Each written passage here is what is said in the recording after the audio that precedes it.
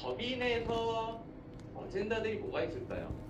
법인에서 CEO분들이 가장 관심을 가질 만한 사항들이 바로 이 한 장표 안에 다 정리가 되어 있습니다. 이 밖을 벗어나는 경우는 거의 없어요.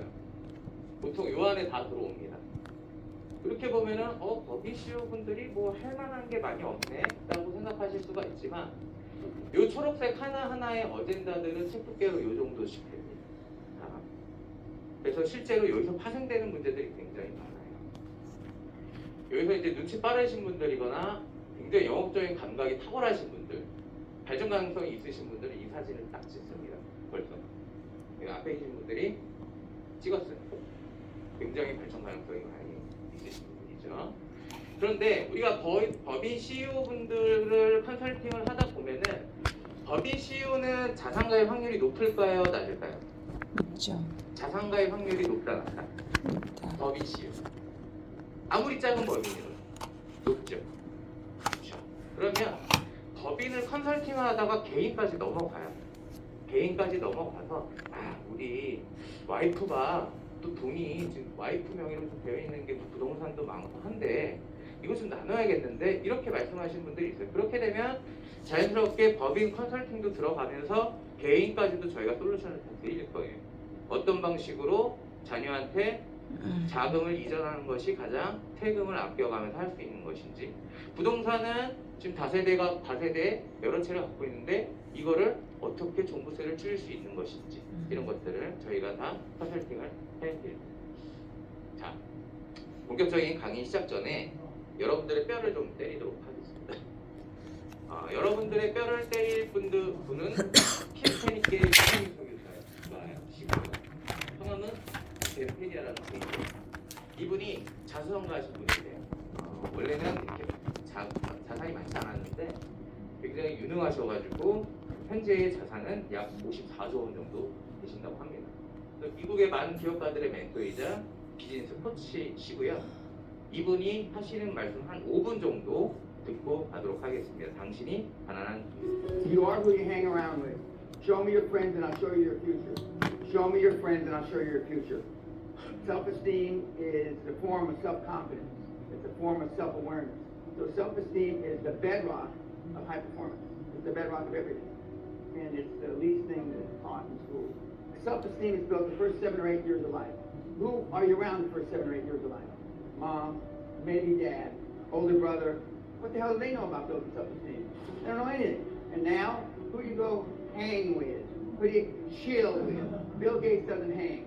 Steve Jobs, who I knew, didn't chill. And Warren Buffett doesn't hang. Elon Musk doesn't hang. You hang out with monkeys, what happens? Your life becomes a fucking circus. Would you want your children to be like your 2 best buddies? Would you? Probably not. Would you even want your children to be like you? Probably not. Why is there so little being done about it? Why is there so little being done about it? And if you want to build self-esteem, deal with people that have high self-esteem. Go where there are people that you want to be like. Find somebody that is where you want to be 20 or 30 years from now, and go to him or her now. If you wanted to be a world-class athlete, where would you go? A world-class coach, right? But no question about it. That's the kind of person you want in your life. Not somebody that agrees with you. Not somebody that says, it's all right, you can try again. You're only 26. You've got the rest of your life. That's crap. Now look at all these people in their 30s, 40s. Somebody told them that bullshit 25 years ago. Now look at them. Just look around the goddamn table you're sitting with. If I leave here with anybody liking me, I fail. I fail. I'm not here to be your friend. You want a friend? Go get a fucking dog. If you want to get money from banks, dress like the president of your country. You come in looking like some of you, I wouldn't give you fucking toilet paper.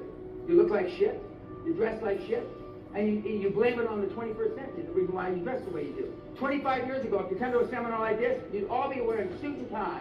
You only have one time to make a first impression. The first impression is how you look. Second impression is when you open your mouth. That's not likely Elon Musk is going to have coffee with you. But you can't stop trying. You can find the people. Gallup poll did a survey in 2016. 87% of the people on the planet, 87% of the planet hate what they do. They're just taking up time, waiting for retirement. Look in the mirror. Most of you don't like what you see. Very few people are happy with what they're doing. Not just because you're too fat, you're too skinny, you're bald, you're gray, whatever. It's because you know what you could have been. What you could accomplish in the world today if you weren't afraid. If you weren't afraid of what people thought of you, said about you, whispered about you. What could you accomplish? A lot more than you've accomplished today. A lot more. Life expands and contracts with courage. When was the last courage type thing that you did in your lifetime? Walk against a red light? Whisper that your spouse, your significant other is a bitch or a bastard? When was the last time you exhibited some courage? Some of you have to go back a long, long way. Some of you never, because you've been staying in your comfort zone. I cannot believe that there are people in this audience that have never been spanked, never had a harsh word, and you wonder why you are the way you are. Now, I'm not saying that being a high-performance person is beating the shit out of everybody, but it doesn't hurt. It doesn't hurt. I've only got 3 regrets in my life. 3. 1, I'm a combat-trained Army officer who never saw combat. 2, I yelled at my mother the day before she died. I said, Mom, you're not sick. God damn it, you're not going to fucking die. Next morning, she's dead. And 3, I didn't set my goal time out. Not because I missed my son's soccer ball. Not because I missed my daughter's prom. That's all rubbish. That's not what you say when you're about to die. And you whisper in your wife's ear or your son's ear, I regret the things I didn't do. I could have. I would have. I should have. Why not you? The answer is it could be you. But he's a hard-working, 140-hour week, not an 80. A good drink and a stiff fucking kill everybody in this room. Jack Welch, arguably the greatest CEO in the history of the world, he said there is no work-life balance. There are work-life challenges, and we make decisions and we live with them. Do you think Elon Musk has work-life balance? No. Do you think Steve Jobs, when he was alive, had work-life balance? No. Do you think Bill Gates? No. So if none of those people that created the wealth of the world had work-life balance, why do you think you're going to have it? Because you deserve it? I don't think so. You deserve what you get in life by working hard. If you're in sales, make 300 cold calls a day, 300 cold calls a day, 20 cold calls a day, you think it's a big fucking deal. And life is not a fucking journey. It's only if you're a meathead, clubfoot retard. It's a model. Success doesn't leave clues. Find somebody who you want to be like and follow what he did. Just like Socrates, Plato, and Aristotle did 2,500 years ago. You can find the people. 네, 아침부터 할아버지가 화가 굉장히 잔뜩 나셨어요. 네. 저는 이런 영상을 생각에는 보험 컨설팅의 시작은 상품도 아니고 플랜도 아닌 것 같아요. 제 생각에는 니즈다. 니즈에서부터 시작이 된 것 같고요. 마하트마 간디께서는 이런 말씀하셨습니다. 방향이 틀렸다면 속도는 의미 없다. 방향을 잘 설정을 하셔야 올바른 컨설팅이 되고요. 그 방향은 결국 니즈가 결정하게 되어 있습니다. 그래서 오늘 첫 번째 시간은 시간이 좀 많이 지나긴 했지만 대한민국의 현재와 미래 그리고 은행과 부동산 이런 금융시장 전망을 좀 알려드릴 거고, 두 번째는 노후에 대해서 알려드리겠습니다. 노후 두 번째 시간은 자, 지금 경제 현황에 대해서 이제 슬슬 눈이 막 감기실 거예요. 제가 최대한 단순화해서 쉽게 말씀을 드릴게요. 우리가 이제 경제의 방향이라고 했을 때는, 경제의 상황이라고 했을 때는 보통 이렇게 4가지로 분류를 하게 되어 있습니다. 고성장 고물가 시대, 고성장 저물가 시대, 저성장 고물가 시대, 저성장 저물가 시대. 지금은 몇 번일까요? 4번? 3번? 3번이죠, 여러분들. 저성장 고물가. 우리가 뉴스를 조금만 보더라도 우리가 3번인 거를 알 거예요. 지금 경기 침체 우려가 좀 어느 정도 있고요. 실제로 전 세계적인 인플레이션 기조로 인해서 각국이 지금 뭘 단행하고 있을까요? 뉴스 보면 나와요. 근데 요즘에 좀 뉴스 보기 싫은 게 정치 얘기가 거의 반 이상이에요. 그래서 사실은 그런 거 관심 없는데 경제를 봐야 되는데 경제 얘기보다는 정치 얘기만. 그래서 우리 국민들한테 별로 안 좋은 거예요, 그게. 우리가 경제 현황을 파악을 해야 됩니다. 그래서 실제로는 지금 각국이 이 인플레이션으로 이제 고통을 받고 있어서 미국이 먼저 시행을 하고 있는 것이 바로 기준금리죠. 기준금리를 만지작만지작하고 있죠. 기준금리를 어떻게 하고 있을까요? 올리죠. 기준금리를 올립니다. 미국이 기준금리를 선행적으로 올리게 되면은 다른 각국은 따라서 올릴 수밖에 없어요. 우리나라도 마찬가지예요. 왜냐하면 기준금리 차가 벌어지게 되면은 우리나라에 있는 돈을 미국에다 다 맡기려고 하겠죠. 기관이면 외국인이면 다 맡기려고 하겠죠. 그러면 우리나라에 있는 부가 미국으로 다 흘러 들어가겠죠. 그렇기 때문에 우리나라도 같이 올리는 겁니다. 기준금리를. 그러다 보니까 지금 뭐 빅스텝, 자이로스텝 나오잖아 얘기가. 자, 그러면은 금리를 올리면 좋은데 천정부지를 올릴 수가 없어요. 그럼 왜 그럴까요? 당장 여러분들한테 해당이 되는 사항들이에요. 금리를 올리면 예금금리, 적금금리도 올라가겠지만 대출금리도 올라가죠. 그러면은 서민 생활이 굉장히 팍팍해지고 힘들어질 수밖에 없어요. 그러다 보니까 옛날에는 8%대, 9%대 기준금리가 있었어요. 그런 시절이. 근데 지금은 우리나라 기준금리가 얼마일까요? 2.25. 정확하게 하세요. 미국은 2.5. 네, 맞습니다. 정확히는 2.25%에서 2.5%예요. 2.25%에서 2.5%. 근데 여러분들이 이 금리를 왜 아셔야 되냐면요. 여러분들 영업하는 데서 굉장히 밀접한 관계가 있어요. 우리 예를 들면 우리가 연금보험을 판매를 합니다. 연금보험을. 그런데 연금보험이나 종신보험을 판매하게 되면은 우리가 보통 흔히 공시이율이라고 하는 거를 많이 접하게 될 거예요. 보험사의 공시이율. 그게 기준금리랑 어느 정도 연동이 되어 있어요. 그러다 보니까 이 공시이율 연금 상품 같은 경우에는 기준금리가 변동함에 따라서 연금액이 변동해요. 또 종신보험 같은 경우에도 공시이율과 연관된 상품 같은 경우에는 기준금리가 변동하면은 해지연금이 막 변동을 해요. 그러니까 우리가 이거를 정확하게 아셔야 돼요. 그리고 여러분들 판매 기법 중에 하나가 제일 만만한 게 은행 예적금하고 비교하는 거예요. 은행 예적금은 수익이 굉장히 낮죠. 그런데 보통 보험사의 공시율이라든지 기준금리는 높아요. 예적금보다. 그렇기 때문에 앞으로들 많이 비교하실 거예요. 은행의 예적금. 그래서 우리는 이 기준금리를 항상 알고 있어야 돼요. 기준금리가 변동한다 그러면 남의 나라 얘기처럼 생각을 하셨지만 여태까지는 지금부터는 우리 업에 있어서 굉장히 중요한 게 바로 기준금리다. 그래서 촉각을 곤두세우고 있어야 되는데 참고적으로 말씀을 드리면 미국은 보통 범위로 이렇게 지정을 하거든요. 2.25%에서 2.5%. 우리가 연말까지 미국은 지금 4%대까지 지금 예상을 하고 있고요. 우리나라는 2.75%에서 3%까지 지금 예상을 하고 있어요. 근데 만약에 연내까지 물가 상승률이 전 세계적으로 어느 정도 잡힌다 그러면 당장 내년 상반기부터는 요 금리 인상을 멈추고 그때부터는 동결할 가능성이 굉장히 높아요.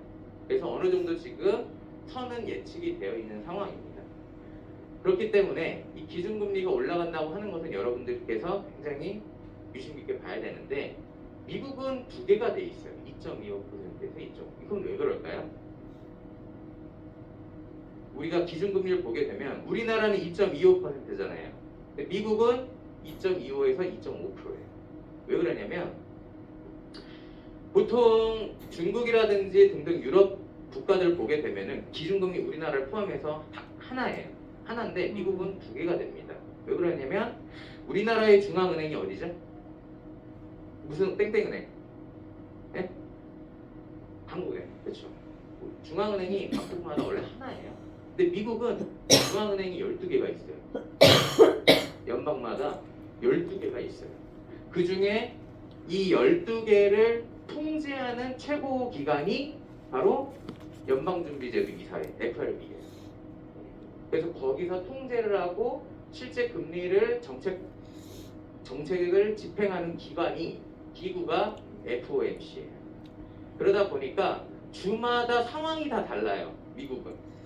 뉴욕 같은 경우에는 굉장히 부자 동네잖아요. 그러다 보니까 굉장히 부자 동네와 굉장히 못 사는 동네가 금리를 하나를 결정을 하게 되면 좀 차이가 있을 수 있어요. 같은 나라인데도 불구하고. 그렇기 때문에 범위를 지정해서 스스로 연방 내에서 알아서 고선에서 지정을 해라 해가지고 두 개가 범위로 지정이 됩니다. 보통 미국은. 그래서 그거는 경제 상식으로 알고 계시고요. 지금 저성장 고물가 시대예요. 이 네 가지 케이스 중에서 가장 최악의 시나리오가 뭘까요? 가장 최악의 시나리오, 가장 경제 상황에서 안 좋은 시나리오. 4번 저성장 저물가, 3번 3번 현재의 상황입니다. 지금이 가장 어려운 시기예요. 성장은 더딘데 물가만 치솟고 있는 이 현재의 상태, 이게 바로 경제학 용어로 스태그플레이션이죠. 스태그플레이션. 물가가 오르는데 성장도 높아요. 그게 뭐라 그러죠? 그걸 보통 이제 인플레이션이라고 그래요. 근데 성장은 더딘데 물가도 같이 떨어져요. 그걸 디플레이션이라고 해요. 그런데 성장이 더딘데 물가만 치솟고 있는 상태, 그게 경제학 용어로 스태그플레이션인데, 지금은 이런 신조어까지 나왔어요. 스크류플레이션. 이건 신조어인데, 스크류가 우리나라 말로 하면 쥐어짠다는 뜻이에요. 벌레를 쥐어짠다. 그러니까 쥐어짜듯이 너무너무 경제 상황이 힘들어지고 있는 상황이 바로 스크류플레이션입니다. 이런 스크류플레이션의 상황에서 우리가 대처해 나가야 될 방향은 무엇이냐? 재테크 전략은 무엇이냐? 두 가지를 아셔야 돼요. 부동산을 일단 먼저 아셔야 돼요. 우리나라는 부동산 빼고 얘기할 수가 없어요. 부동산을 먼저 아셔야 되고, 자, 우리나라는 전 세계 198개국 중에 198위입니다. 뭐가? 출산율이. OECD 중에서는요, 한 명 미만으로 떨어져 있는 나라는 우리나라밖에 없어요. 그게 2021년 통계로는 0.84명이었어요. 그러니까 2020년까지의 집계를 했을 때 낸 게 0.84명이에요. 그러면 이번 연도 지나면 이제 2022년 통계가 나오겠죠. 몇 명일까요? 0 떨어졌을까 올라갔을까요? 떨어져요. 떨어졌죠. 0.72명. 굉장히 급속하게 빨리 떨어지고 있어요. 이거 굉장한 우리나라의 국가적 위기입니다. 우리나라의 전체 가구 수는 2045만 가구인데 부모와 자녀와 같이 사는 가구가 613만 가구예요. 1인 가구 수는 600만 가구입니다. 그런데 이제 중요한 거는 1인 가구가 400만 가구에서 500만 가구가 될 때는 5년이 걸렸어요. 5년. 다시 1인 가구가 500만 가구에서 600만 가구 갈 때는 4년이 걸렸어요. 이 말은 뭐냐면 점점 1인 가구의 수가 급속도로 확산이 되고 있다. 이런 뜻입니다. 2045년이면 이런 속도라면은 우리나라는 1인 가구가 900만 가구가 됩니다. 900만 가구. 1인 가구의 폭발적인 증가가 예상이 될 것 같고요. 이렇게 되면은 과연 서울의 집값은 어떻게 될 것인가? 어떻게 될 것 같으세요? 지금부터 징후가 조금씩 나타나고 있어요. 지금 집값이 오른다고 해야 아니면 떨어진다고 해요? 떨어지고 있죠. 떨어지고 있어요. 전국적으로 보게 되면은 지금 집값은 떨어지고 있고요. 다만 일부 서울의 강남 상구라든지 그런 핫한 핫플레이스 있잖아요. 이런 핫플레이스는 계속해서 올라요. 오르긴 하는데 전체적으로 보게 되면 부동산 집값은 계속 떨어질 것입니다. 이제부터가 시작이에요. 계속 떨어질 거예요. 지금 실제로 경기권에 있는 분양 아파트를 보게 되면 미분양 아파트가 굉장히 많이 생기고 있어요. 그만큼 지금 집을 사려고 하질 않는다는 거예요. 그리고 가구수 자체도 1인 가구가 많아지다 보니까 옛날에야 뭐 신혼부부가 들어가게 되면은 30평대, 40평대 여력이 있으신 분들은 그때 들어가면 되는데, 그런데 30평대, 40평대가 점점 인기가 없어져요. 왜? 혼자서 그렇게까지 들어갈 이유가 없는 거예요. 1인 가구가 많아지다 보니까.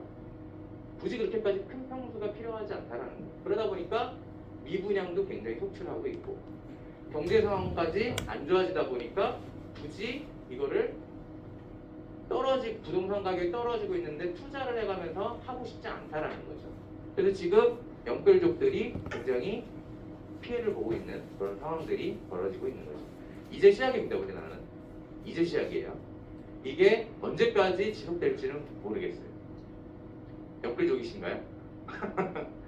이게 웃으셔가지고. 자, 대한민국 최고 세율. 내가 아는 최고 세율은 이거다.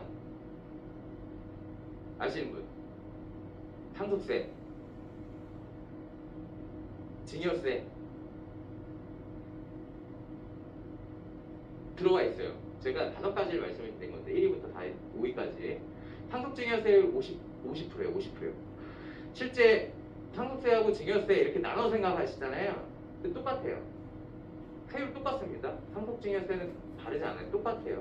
근데 보통 증여세가 더 싸고 상속세가 더 비싸고 이런 식으로 생각을 하잖아요. 세율은 실제 똑같아요. 그런데 들어가는 공제가 달라요. 공제 체계가 달라서 실제 세금이 달라지는 거지 세율은 똑같다. 그게 5위예요. 5위. 1위는 3주택자 이상의 양도소득세 82.5%입니다. 어마어마하죠. 8.25%가 아니라 82.5%. 2위 2주택자 이상 양도소득세. 조정지역 내에 내가 서울 경기권에 나 아파트 2개 있다. 근데 그 중에 하나 팔라고 한다. 72.5% 세금 내야 돼. 3개 갖고 있다. 82.5%. 자, 3위는 비업무용 토지 양도소득세.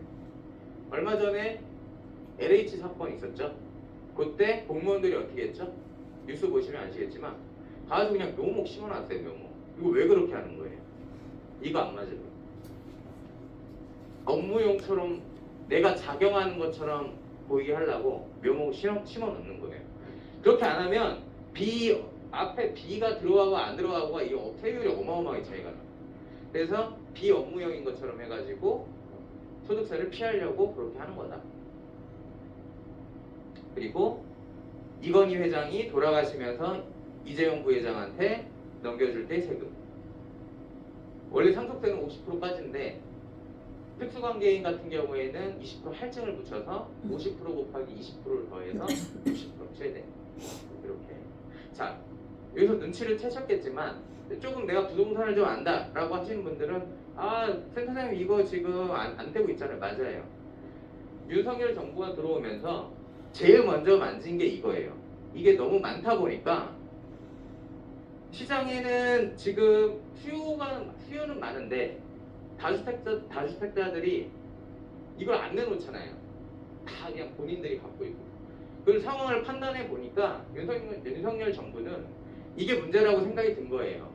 너무 양도소득세를 많이 때리니까 많이 갖고 있는 자산가들이 이걸 안 내놓는 거다. 예를 들면 제가 서울권에 아파트 3개 갖고 있어요. 생각만 해도 정말 네, 행복해지는데 서울권에 제 아파트 3개를 갖고 있어요. 그런데 그 중에 하나를 팔 거예요. 예를 들어서 음마아파트가 제가 취득한 게 10억이에요. 근데 내놓을 때 현재 시가로 내놓게 되면 20억이에요. 그러면 내가 실제로 부동산을 얻게 된 시점부터 팔게 되는 시점까지 얼마가 늘었어요? 10억이 늘어났죠. 그 10억에 대해서 세금을 매기는 게 8억 2,500이라는 거예요. 그럼 실제로 나는 내놓는 게 맞아요? 있어요? 갖고 있는 게 맞아요? 잘 되고 있습니다. 누구든지 그런 생각을 하겠죠. 이게 미치지 않는 이상 그거를 내놓진 않아요. 그래서 계속 갖고 있는 잘 거예요. 들으려고 서서 유명 듣지. 겨자먹기로. 어디 가나? 그거를 1년간 한시적으로 요거를 중과를 안 하겠습니다 한 게 지금 윤석열 정부예요. 82.5%에 원래 30% 중과 들어가고 2주택자는 20% 중과가 돼서 이렇게 된 거예요. 그래서 기본세율만 할 테니까 1년만 우리가 시간을 드릴 테니 그 안에 파실 분도 빨리 파세요 해갖고 지금 시장에 매물이 많이 나오는 이유가 이래서 이런 거예요. 그래서 1년 시점에 지나게 되면 다시 이 세율이 돌아올 수가 있어요. 그래서 혹시 주변에 자산가분들이 좀 있으시면은 이런 거를 말씀을 드려도 굉장히 좋죠. 근데 사실 자산가분들도 뉴스 계속 보고 계시면 알고 계실 거예요. 저게 저 말이구나. 그래서 우리도 어느 정도 알고 있어야 돼요. 그래서 5위는 여러분들이 알고 있는 상속증여세 최대 50% 이렇게. 특징은 1, 2, 3위가 전부 부동산이에요. 그만큼 우리나라 부동산은 세율이 어마어마하다. 자, 보통 사람들의 꿈은요 별게 없습니다. 저도 마찬가지고 서울에 내 집 하나 있었으면 좋겠고 그냥 이 내 집 하나 갖다가 나는 전세 살아도 되니까 내 소유된 집을 가지고 전세 놓고 여러분들 다 부품이잖아요, 그렇죠? 네. 솔직히 일반 사람들이 다 예를 들면 음마아파트 하나 내가 매매해서 거기다 전세 놓고 나는 거기다 전세 놓고 나도 전세 살고 그렇죠? 그러면서 100만 원씩 임대소득 따박따박 받으면서 생활하는 이게 대부분 보통 사람들의 꿈이에요. 이게 엄청 대단한 건 아니고 예. 그런데 실제 세금을 한번 따져볼까요? 그렇게 되면 월 100만 원 임대소득에서 소득세가 약 12만 원 나오고요. 건강보험료가 137만 원이 나옵니다. 건강보험료가 연간. 건강보험료는 재산, 소득, 자동차 이렇게 봐요. 근데 내가 아파트를 취득했잖아요. 그렇죠? 그 재산이 생겼어요. 그래서 건강보험료가 나오는 거예요. 두 번째. 근데 이게 내 집이잖아요. 문제는 내 집이잖아요. 내 집이니까 종부세 내셔야죠. 종부세 549만 원에 재산세 239만 원. 그럼 실제로 나는 이 아파트를 취득하고 전세 내물을 해가지고 월 100만 원씩 임대소득 들어올 거라고 난 생각을 하고 있었는데 실제로 그러면 매년 1200만 원이 들어와야 되는데 1200만 원이 아니라 이거저거 세금 다 떼고 보면은 262만 원밖에 안 돼요. 근데 실질적으로 세법은 계속 변하고 있어요. 부동산 세법은 변하고 있는데 우리나라 국민들의 인식은 계속 머물러 있어요. 부동산이 짱이다. 물론 부동산은 최고의 재테크 수단은 맞아요. 그런데 상황을 봐가면서 하셔야 돼요. 계속해서 바뀌고 있어요. 자, 부동산을 취득함으로 해가지고 여러분들은 내셔야 되는 세금이 총 7가지가 있어요. 첫 번째, 취득 단계에서 취득록세, 부가가치세. 그러면 취득을 했죠. 세금 냈습니다. 그럼 보유 단계에서 재산세 내셔야 되고 종합소득세, 이거는 임대소득 때문에 그리고 종부세 내셔야 되고 건강보험료 당연히 내셔야 되고 리모델링 수선비 여러분들이 계속 요거 리모델링을 하셔야 되잖아요. 그렇죠? 리모델링도 하셔야 되고 해야 세입자가 들어오더라도 들어오고 세입자한테 돈을 더 많이 받으려면 내 집을 더 이쁘게 꾸며야 되잖아요. 그렇죠? 수도 안 나오고 이런 데서 여러분들 살고 싶진 않잖아요. 리모델링 수선비. 자, 어느 정도 가격이 올랐다. 팔아야겠다 했더니 양도세 최대 82.5%까지. 야, 이게 세금이 너무 많구나. 부동산 하나 취득하는데. 그래서 요즘에 어떻게 하냐? 증여를 많이 하셨었죠. 증여를. 근데 증여도 그냥 하는 게 아니라 취득세 아까 그 상속증여에서 50%는 별도예요. 별도. 그건 원래 상속증여를 함으로 해가지고 내야 되는 세금인 거고 자녀분들이 예를 들어서 증여를 아파트를 받는다. 그럼 증여세도 내셔야 되고 증여 취득세도 따로 내셔야 되는 거예요. 상속하면서 물려주셔도 상속취득세 내셔야 돼요. 여러분들 잘 판단하셔야 돼요. 나중에 내가 시드머니가 많이 생겼다. 주식을 할 것이냐? 부동산을 할 것이냐? 뭘 할 것이냐? 여러분들도 이런 설명을 들으니까 아리까리하죠? 그렇죠? 실제로 한번 그럼 시뮬레이션을 해볼까요? 서울 7개 주요 지역의 평균 상가 수익률은 세전으로 1.59%입니다. 명동, 압구정도 이런 등등등 해왔고 실제로 그런데 지금 코로나 터져갖고 여러분들 명동 한번 가보셨죠? 임대가 반이에요. 거의 유종도시가 됐어요. 옛날에 우리가 생각하는 그런 명동이 아니에요. 그런 주요 지역의 평균 상가 수익률은 1.59%를 잡아요. 아파트를 내가 취득을 하게 되면은 주택수에 포함이 되니까 세금이 엄청 높아지잖아요.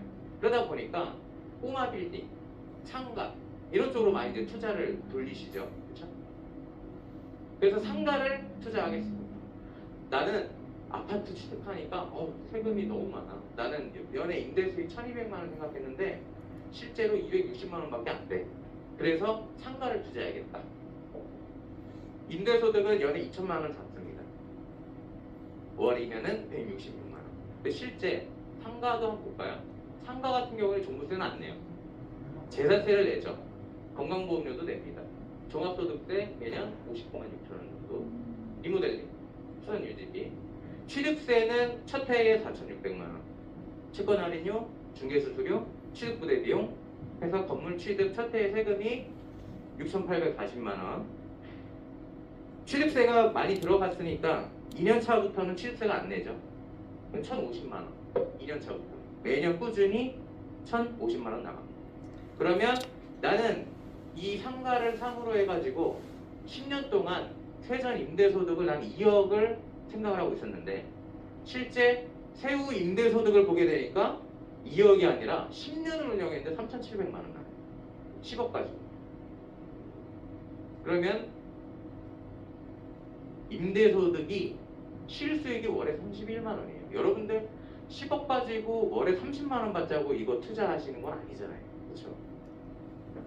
부동산 주택이 답이냐 상가가 답이냐 케바케예요. 그런데 지금 시기는 우리가 한 번쯤은 판단을 해봐야 된다는 거예요. 우리가 보통 자산가분들을 보면은 의외로 이런 걸 잘 모르세요.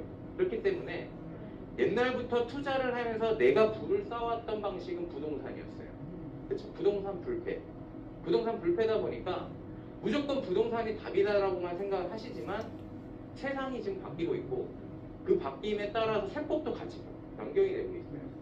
그러다 보니까 부동산 불패는 언제까지 이어질 것이냐 라고 했을 때는 퀘스천이다. 그게 맞냐? 라고 우리가 한 번쯤은 우리 고객들한테 던져봐야 된다라는 거예요.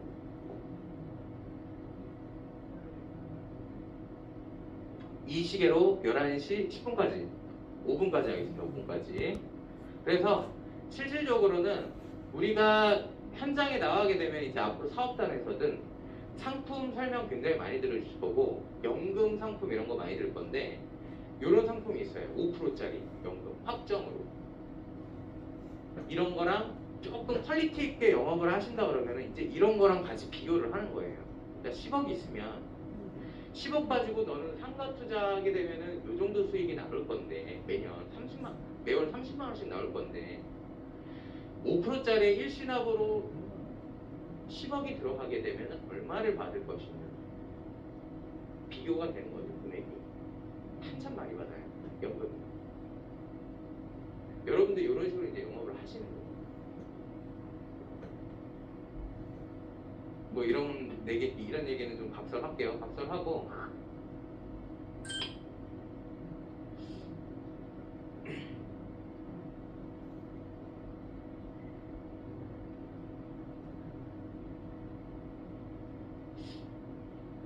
지금 제가 말씀을 드리는 부분이 어떤 부분이냐면 이런 겁니다. 자, 건물을 10억짜리를 매입을 하게 되면은 매년 임대소득이 1,100만 원 이렇게 예상이 돼요. 10억 가지고.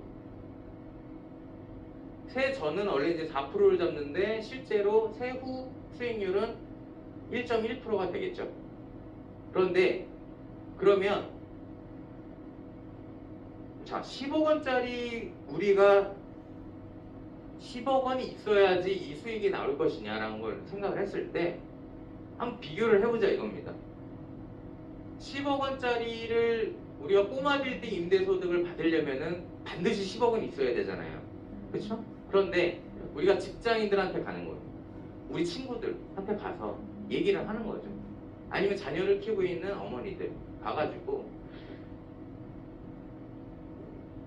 월 30만 원만 있으시면요 10억 원짜리 꼬마 빌딩이랑 똑같은 수익 내실 수 있으세요. 꼬마 빌딩은 10억 원이 반드시 있어야 되지만 그 수익은 우리 상품으로도 충분히 커버가 됩니다. 아주 적은 돈으로 월 30만 원만 있으시면 실제로 30대 남자가 30년 납을 합니다. 월 30만 원씩. 그럼 30년 납을 하게 되면은 총 납입 금액은 1억 800만 원. 65세 시점부터 연금 개시를 하게 되면요 연간 1,115만 원씩 나와요. 연간 1,115만 원씩. 기준금리 변동 안 받아요. 5%씩 따박따박 늘어납니다. 5%씩 따박따박.